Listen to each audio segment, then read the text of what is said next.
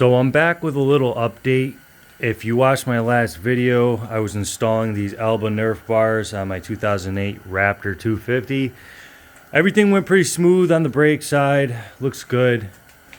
When I got over to the shifter side, I had an issue where the bar peg mount, there's a weld nut on the inside of the frame, top and bottom, and what happened was the bottom one, the nut on the inside snapped off. I was pretty pissed about it. I didn't know how I was going to get it off, but what I ended up doing was it loosened up a little bit. I was able to get a screwdriver back. I mean, this isn't the mount that was on there, but I was able to pry in between and zip it off with a gun, but it still left me with how was I going to get this bolt back in to thread into the nut, because now the nut was just rolling around in here.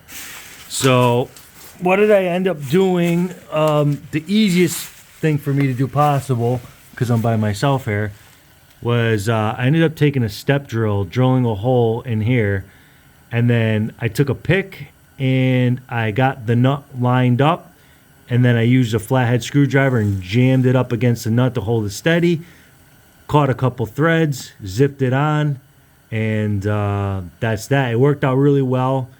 So I'm not going to re-weld this, only because the sorry sap that buys this piece of shit after me, I don't want to screw him like I got screwed. So what I'll end up doing is probably getting a rubber plug or something, plug it in. I don't plan on jumping this quad. I don't think anything's going to happen to it, but I also don't want dirt and water getting in there. So I'm going to plug that up and, you know, finish the install on this. I'm just super happy that I got this mounted sturdy.